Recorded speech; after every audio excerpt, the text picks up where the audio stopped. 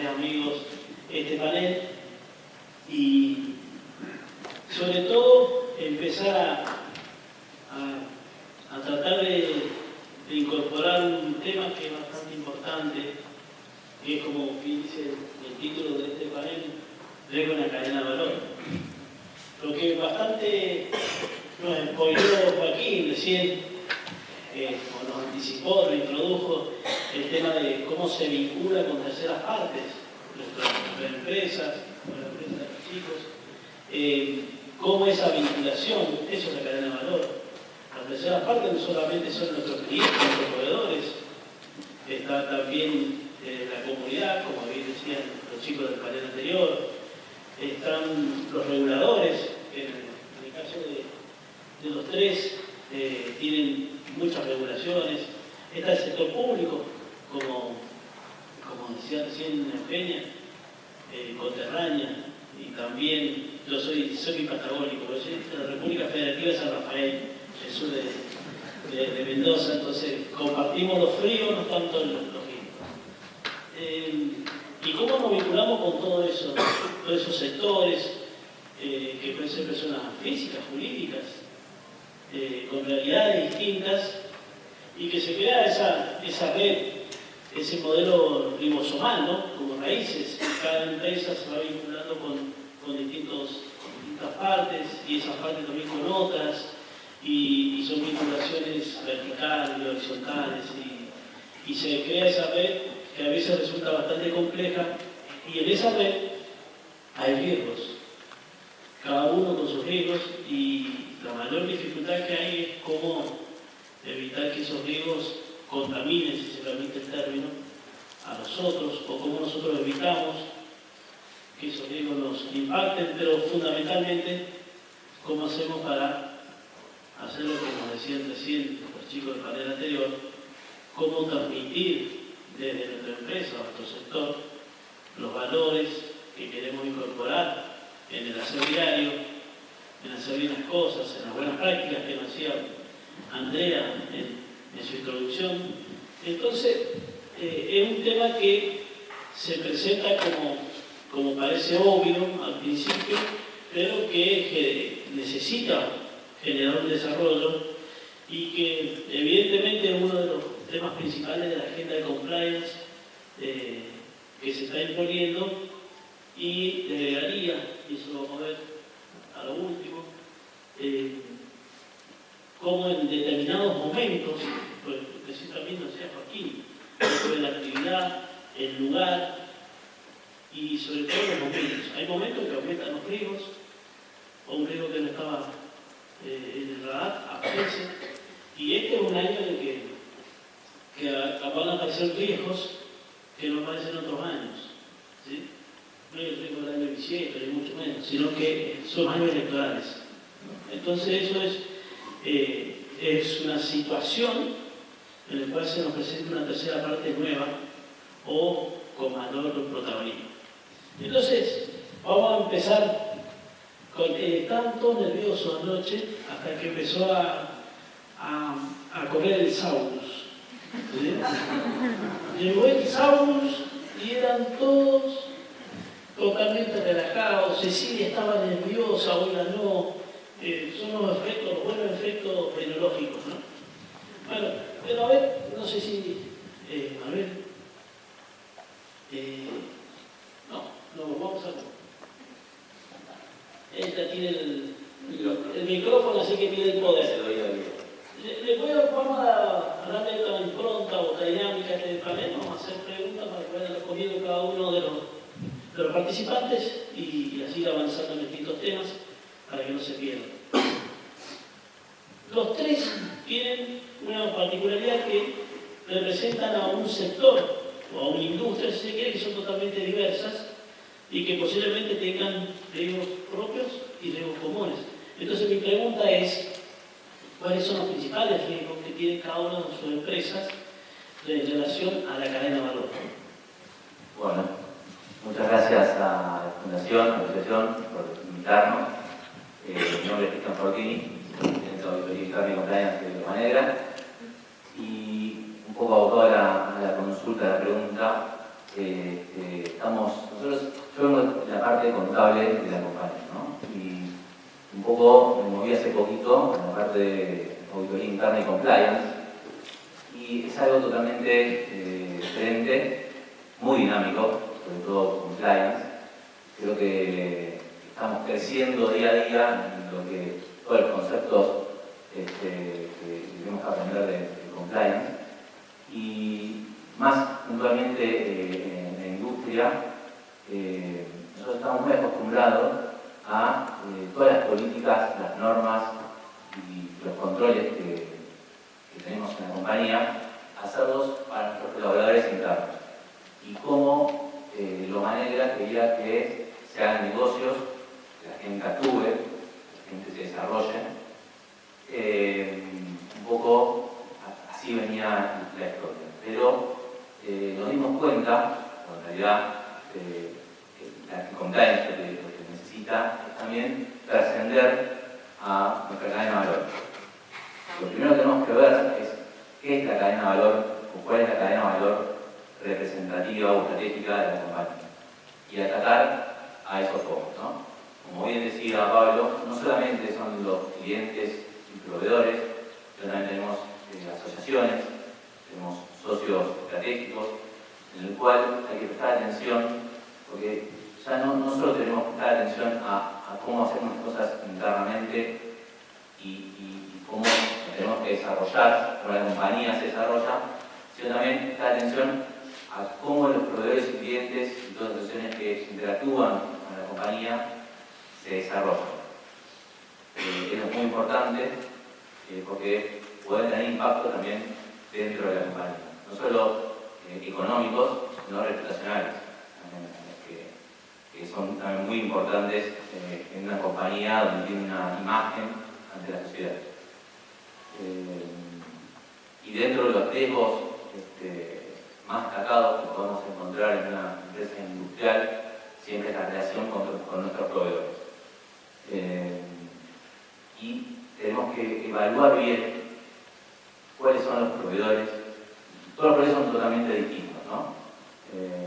No es lo mismo un proveedor que contratamos un determinado bien, en el cual la transacción se ve claramente que es la transferencia del bien y por ese bien hay un pago de dinero. El riesgo no es el mismo que aquel proveedor que nos va a prestar un servicio, nos cobra un honorario, en donde la vinculación no es tan tangible. Entonces hay que tener mucho cuidado en ese aspecto, tratamos de tener mucho cuidado en ese aspecto, tratar de demostrar siempre cuál es la contraprestación y que está a valores de mercado. Es una palabra clave para mí, para no generar suspicacias ni males entendidos. Con lo cual, para mí, el principal riesgo dentro de la cadena de valor de la compañía que represento es, sin lugar a duda, el fraude y la corrupción que puede haber en la vinculación con proveedores. La corrupción entre privados. Entre privados y también, obviamente, con organismos estatales, sin lugar a duda. ¿Con el regulador? Con el regulador, no. Poco a poco. Vamos a la campeona, que viene de un sector distinto, totalmente distinto de Cristian, ¿no? Viene del sector financiero bancario. Exacto, sí, así es. Bueno, buen día primero a todos y todas. La verdad que súper contenta de estar acá. Cuando nos preguntabas un poco esto de cuáles son los principales riesgos en el sector, viniendo de la industria financiera y con una mirada de un compliance que muchas veces es bastante regulatorio, porque el Banco Central y la CNB, por nuestros sombreros, nos miden la agenda, es así. Te podría decir que principalmente es el riesgo de crédito y el riesgo de liquidez, y tienen totalmente lógica porque administramos el ahorro público y es así. Pero desde la mirada de compliance, creo que el riesgo principal en la cadena de valor está en el fraude que puedan cometer los clientes, y esto está muy mirado desde el punto de vista de que nos usen como vehículo para lavar dinero, para delinquir, para hacer operaciones fraudulentas, y después por otro lado con nuestros proveedores.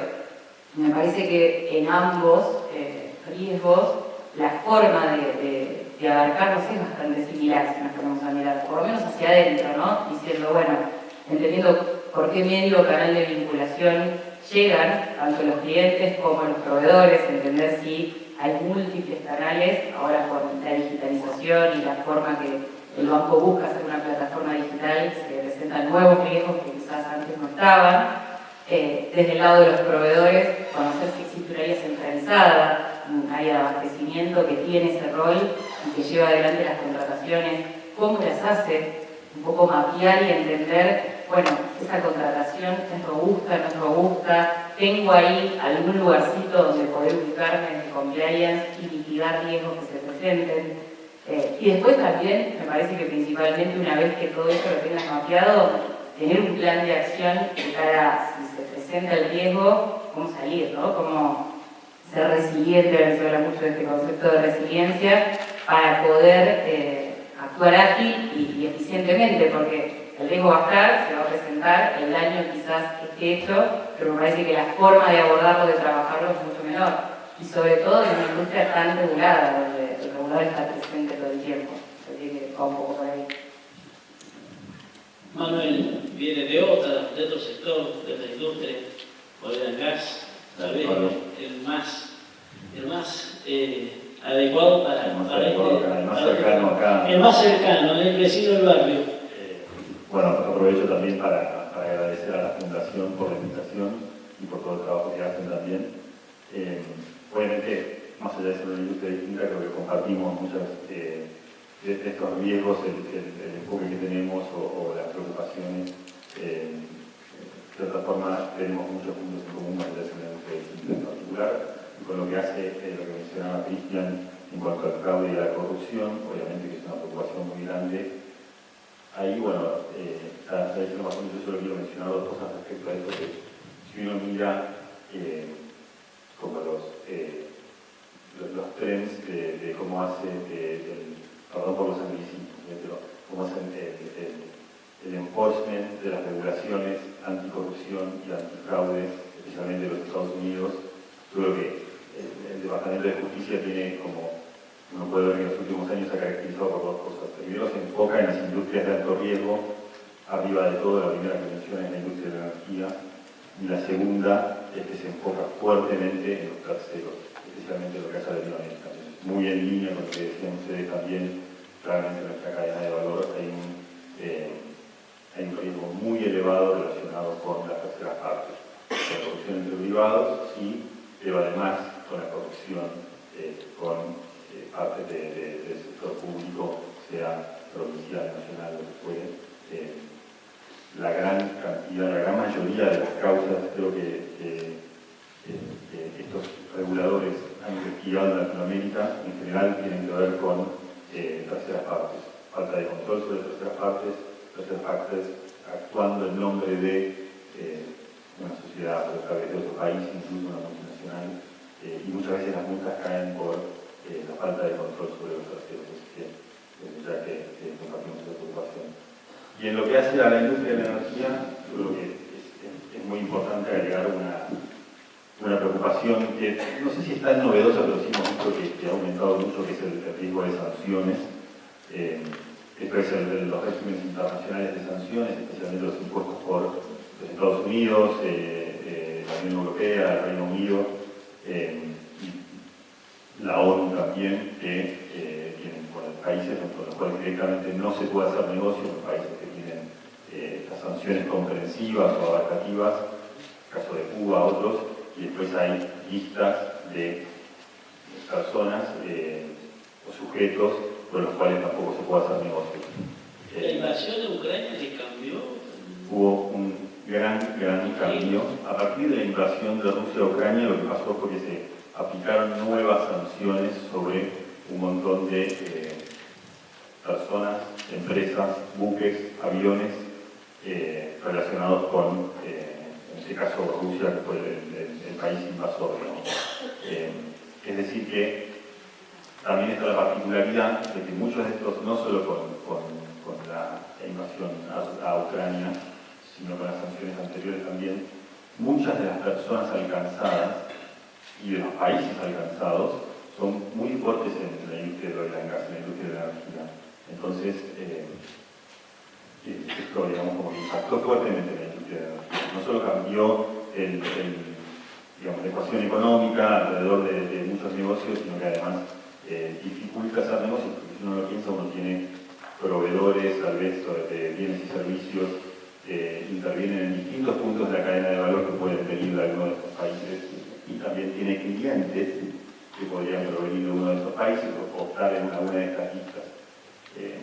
Entonces, acá creo que se sumó una preocupación adicional, que se elevó el perfil de riesgo, además, el año pasado con esta invasión, y esto trae aparejado dos riesgos principales. El primero es, bueno, obviamente uno se expone a una multa que desde ya viene en moneda dura de montos súper elevados, que ya de por sí defenderse de esas investigaciones requiere una inversión de tiempo y dinero muy elevada, pero además, esto tal vez pensando un poco en los peores escenarios, ¿no? Pero la exposición a un caso de este tipo podría traer aparejada, por ejemplo, consecuencias contractuales. Hay muchos contratos, especialmente en nuestra cadena de valor, que vamos a ver que tienen cláusulas que dicen el incumplimiento con alguna de estas sanciones habilita a la parte no incumplidora a terminar anticipadamente el contrato. Entonces, además de la multa, además de esto de tener que defenderse, podría verse frustrado, por ejemplo, un financiamiento o la explotación de un yacimiento por la exposición, digamos, a este riesgo de sanciones. Con lo cual, se ha elevado mucho el perfil de riesgo y es muy importante hacer este foco, digamos, para evitar lo que podría ser una consecuencia no solo económica, sino que además reputacional, digamos, sería un pésimo escenario, digamos. En este perfilamiento de terceras partes y la determinación de riesgos, ¿no? Y la individualización de cada riesgo por terceras partes y esta ponderación que se hace, ¿no? ¿Cómo hacen para monitorear? ¿Quién los monitorea? ¿Si usan tecnología, algún software específico para monitorear no solo la tercera parte, sino también para monitorear estos perfiles de riesgo? ¿Quieren arrancar yo? La campeona es. Bueno, primero, esto como decía, ¿no? Hay que monitorearlos. Creo que ninguna empresa puede dejar de hacerlo, lo que no se mide no se gestiona y es así. Porque si no también la incomodidad del saber, ¿no? Está bueno tener presente cuáles son tus riesgos para después actuar. En primer lugar, creo que hay que tener como mapeado todos tus proveedores. En el caso de, bueno, el banco es enorme la cantidad de proveedores que tiene, con lo cual hay que tener de alguna manera un enfoque basado en riesgo o una mirada de riesgo para poder priorizar y medir. En ese Ustedes están sentido, apuntando al cliente, ¿no?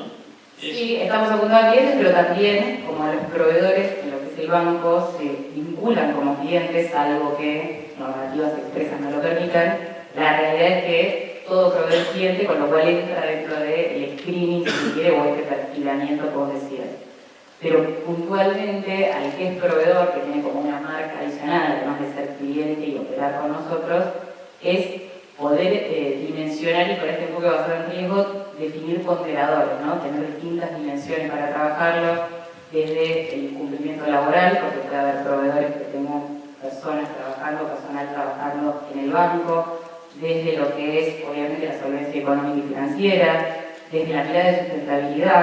Hoy por hoy tenemos una guía de proveedores sustentables que nos brinda el área de sustentabilidad de cara a elegirlos por ante otros. Obviamente no es un ponderador hoy por hoy terrestre, digamos, sino que suma, nada más. No es que lo excluye, sino que aumenta la posibilidad de elección. Aumenta la posibilidad de selección, que es como un primer paso, un acercamiento a todo lo que mencionaban las chicas y el panel de la primera hora.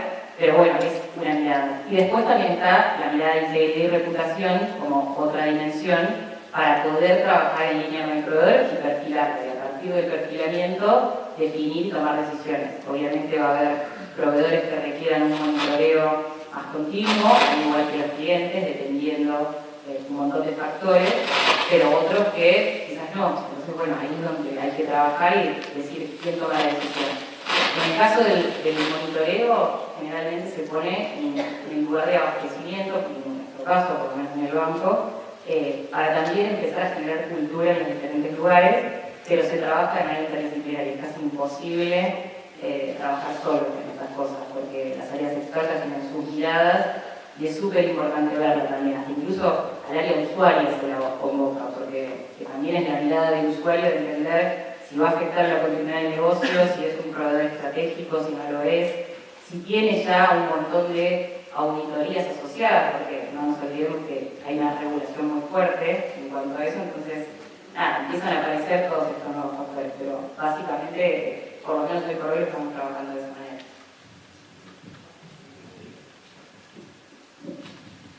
Bueno, sí, a ver, así como es tan importante detectar cuáles son los clientes y proveedores o terceros estratégicos, poder medir los riesgos que conllevan a cada una de las partes, es igual de importante poder hacer un seguimiento de cómo actúan y cómo operan con la compañía.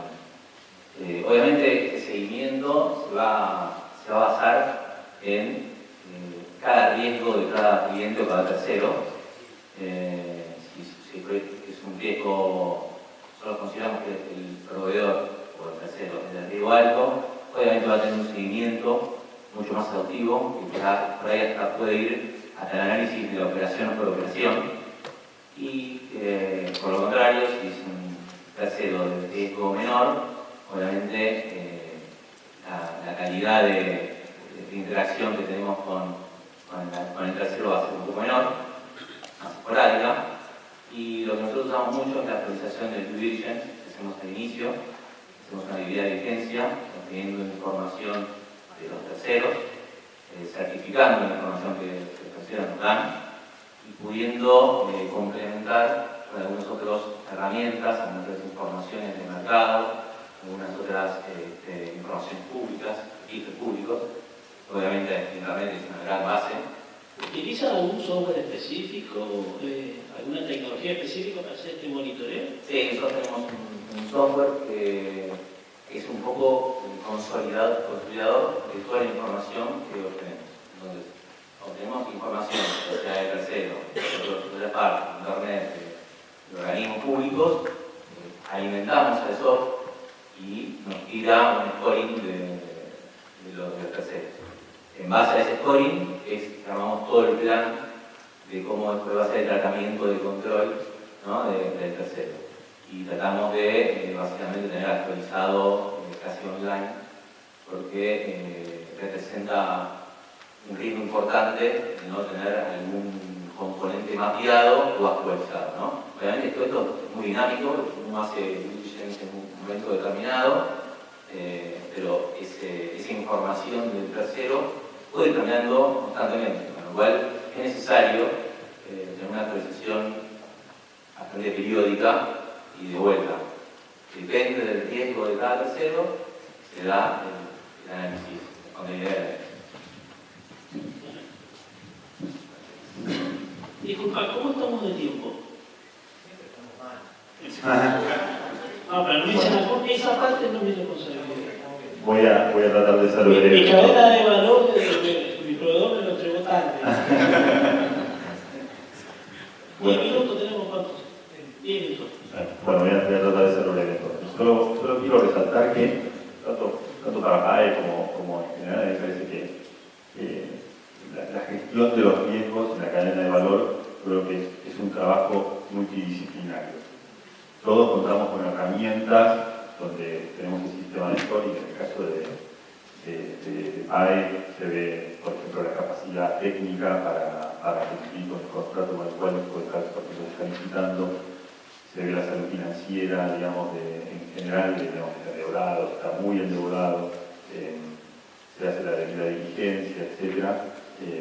Y después se ponderan otras cosas también, como, por ejemplo, se cumplen con sus obligaciones, digamos, de tipo previsional, etc. Cosas que pueden significar riesgos para la compañía en general más adelante. Por eso digo que es un fenómeno multidisciplinario. Si lo piensan, estamos hablando de cosas que exceden a la función de compliance en general, necesitamos un input financiero, incluso también legal, más allá de lo que es compliance. Con lo cual, más allá de tener este sistema de scoring, que va armando, digamos, de una manera similar a lo que describen ustedes, con estos parámetros, digamos, que vamos juntando de cada uno de los proveedores, este sistema también va, creo que en un plazo máximo de 2 años, dependiendo del perfil de riesgo de cada proveedor, se va renovando, etc.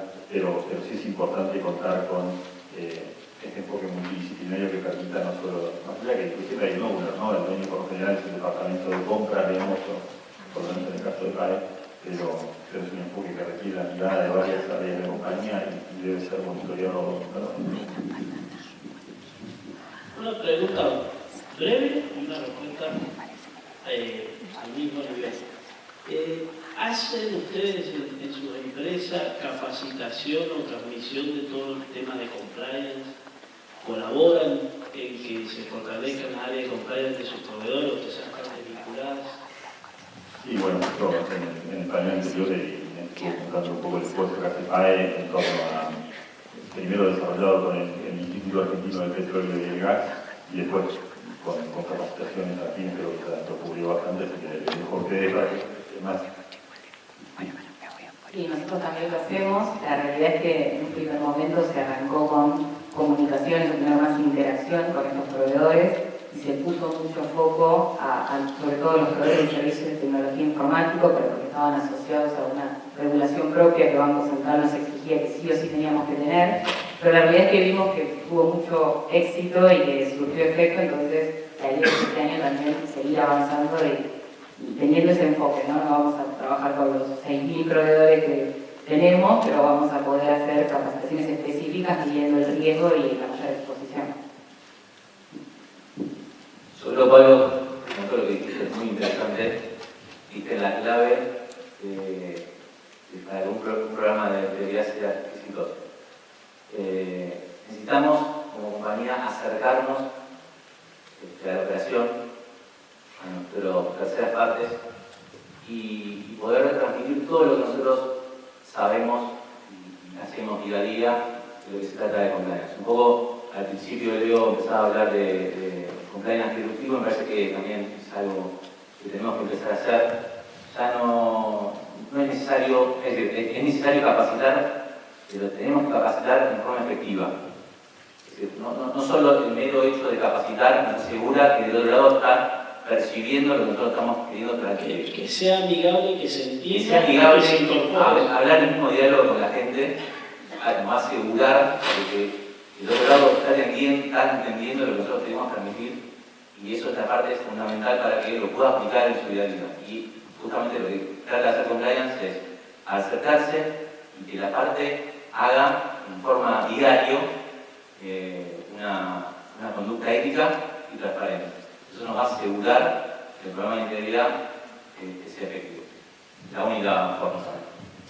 Muy bien, y esta sí, la última, año electoral, empezó hace un mes el calendario. La semana pasada los amigos de Neuquén tuvieron un proceso electoral complejo y bastante novedoso, sobre todo los resultados, pero creo que eso se va a presentar de acá hasta fin de año, hasta noviembre, y cada uno en su actividad, en sus distintas locaciones, van a tener esa realidad, ¿no? Y el riesgo de la cadena de valor también está la vinculación con partidos políticos, fundaciones vinculadas a partidos políticos, financiamiento de campaña.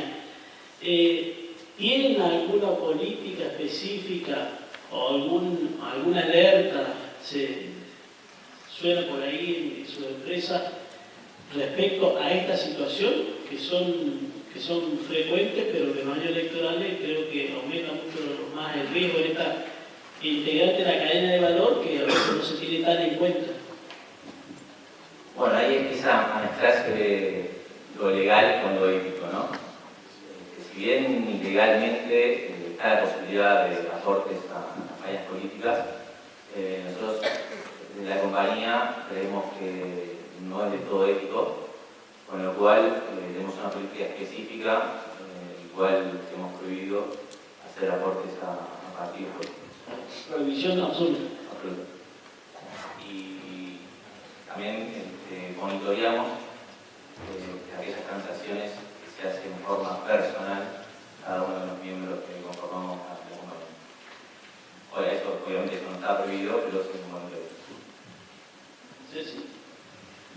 Nosotros también tenemos una política específica en la que tiene que ver con aportes a partidos políticos, ya sea para el desenvolvimiento institucional o para campañas.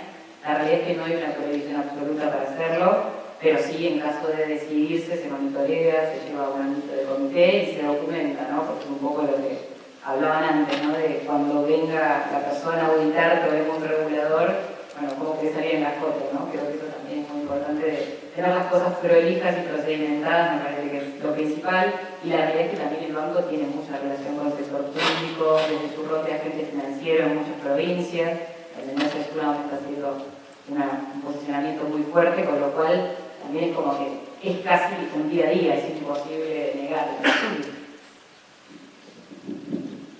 Nosotros tenemos una política muy restrictiva en cuanto a participación en cualquier tipo de actividad política o de campaña, también por la naturaleza del negocio y el contacto que tenemos con el sector público. La verdad que no se puede dejar mucho margen para la duda, digamos. ¿Es restrictivo o hay prohibición absoluta como en el caso de Es prohibición absoluta,